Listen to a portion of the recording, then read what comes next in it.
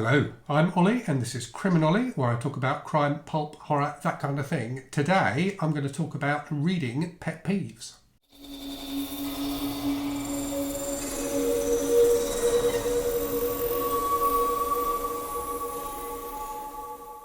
So this conversation was started by a booktuber called Nick Stewart, who's fairly new to booktube, but whose channel looks fantastic from what I've seen of it. So I've watched his video on this and I've dipped into a couple of other of his videos. He's particularly into fantasy, which isn't necessarily something I'm that into, but the way he presents himself is fantastic. So I really enjoyed his Pet Peeves video, which is the inspiration for this. So this is kind of a response video to that video of his.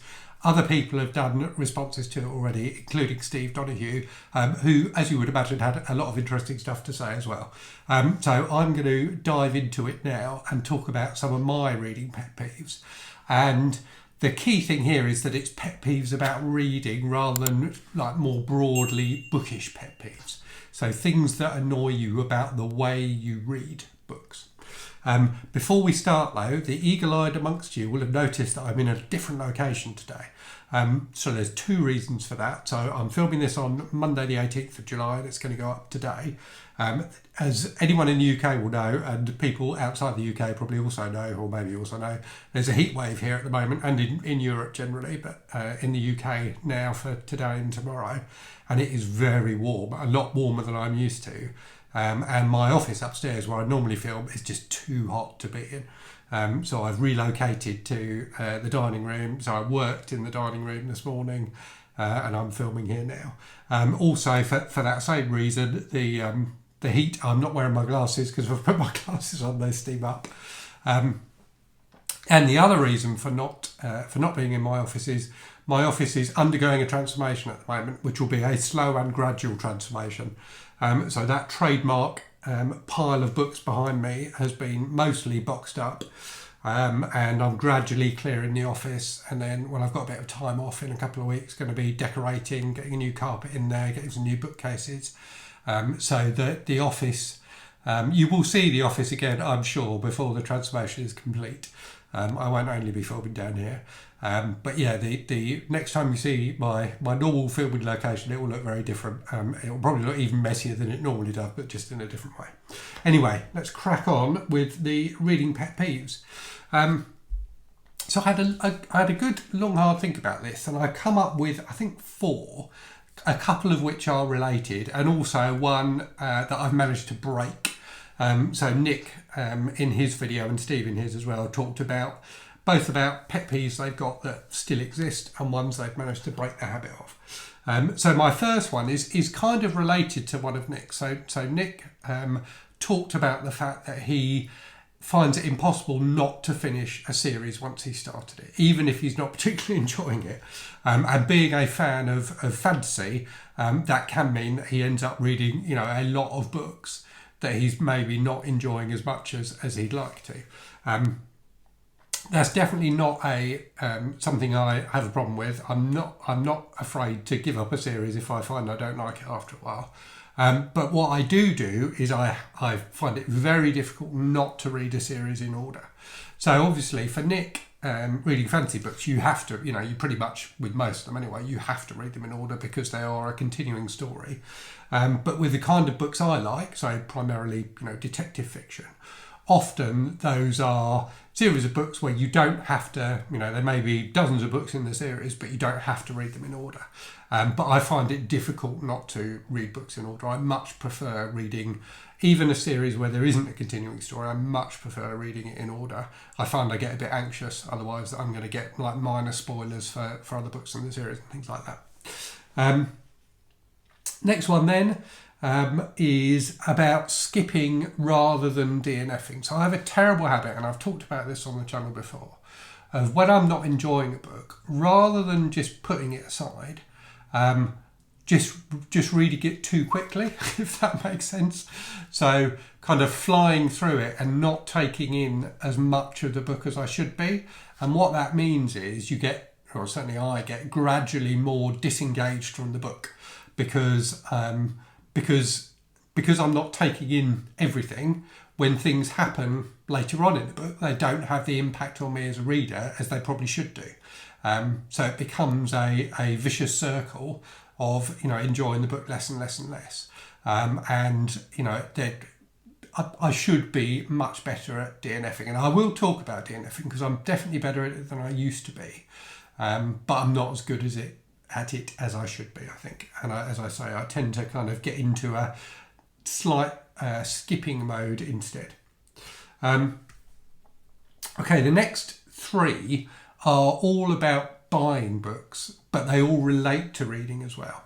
So the first of these is that I am terror for buying books by an author before I've finished, or buying like the next books in the series before I've finished the books I've already got. So I think I have this anxiety about finishing a book in a series and really wanting to read the next one and not having it to hand. Or maybe it's just I just any excuse to buy books will trigger me to buy them. But I frequently will end up buying multiple books in a series that I'm nowhere near getting to. So the Executioner books, which I'm reading at the moment, I've got dozens of, and I've only read like the first 10 or 11. Similarly with the Edge books, I've got most of those. With the Reacher books, I've got most of those now. So yeah, I'm very bad at not waiting until I need the book to read before buying it. And similarly with authors, I have a bad habit of, as soon as I get into an author, buying as many books by them as I can, even though I know I'm not going to get to them anytime soon. And then another one that's kind of about buying, but it relates to reading, is I have a very bad habit of buying both ebook and physical versions of books. So Steve talked about this. So Steve talked about the fact he's very hard on books. And what that means is if he sees a copy in the wild cheaply of a book he likes, he'll buy it, even if he's already got a copy of it, in the knowledge that his copy will probably fall apart at some point and he'll need a replacement for it. What I tend to do is if I own a book on Kindle already and I see like a cheap second-hand copy out in the wild, I think, oh, that would look nice on the shelves, and I'll buy it. And equally, if I already own a physical copy of a book, and I see it in a Kindle deal, I go, oh, it'll be much easier to read it on the Kindle, so I buy the Kindle version. So there are multiple books that I haven't got round to reading yet where I have both the Kindle version and a physical version. And then related to that is related to the two things I've just talked about actually, is buying books I already own. And this is, and when I talk about this, I mean physical books. So I have, more times than I care to admit, bought duplicate copies of books that are further on in a series that I haven't got to yet, that I've already got. So, the Reacher books, I think there's 2 or 3 books in the Reacher series that I've got 2 paperback copies of, because I've been out, I've seen one cheap and I've grabbed it without checking. So I do now keep a spreadsheet in Google Sheets, which I can access on my phone when I'm in charity shops, to show me which books I've already got in the various series that I'm tackling. So I don't buy duplicates, but I still manage to do it somehow. So moving on then to ones that I've kind of broken. So there's only one of these. I've kind of broken the habit of DNFing, in that I've started being better at DNFing. I'm still not as good at it as I should be. And as I said, I do have a tendency to kind of skip a bit rather than DNFing. But I think in the last, particularly since I started my BookTube channel, I think I've DNF'd more books, or a greater percentage of the books that I'm reading than I've managed to in the past. So I'm definitely improving at it.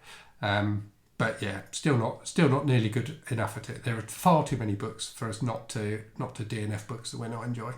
Okay, time for another random book from the shelves then. So today, in keeping with that theme of buying multiple books by an author when you've only read one of their books, I have here Harbour by John Avide Lindqvist.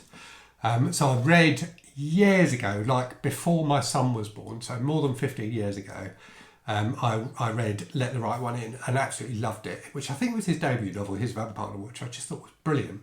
And I've now got, I think, 4 or 5 other books by him, none of which I've got round to reading yet. So one of which is Harbour. They're all supposed to be really good. When I've looked at reviews of them online, they all get really good reviews. But for some reason, I haven't got I haven't even picked up and started any of them. And I think it might be because I liked Let the Right One In so much that I'm worried that anything else by him, won't stand up to the quality of that book. But yeah, it's annoying because I've got loads of them. I've got a hardcover collection of his short stories. I've got this. I've got Little Star by him. I've got Bringing Up. I think it's called Bringing Up the Undead by him. So yeah, I have a ton of books by him, and I need to actually get around to reading them. So as always, hope you enjoyed that video. Do let me know what your reading pet peeves are. Let me know if you share any of mine.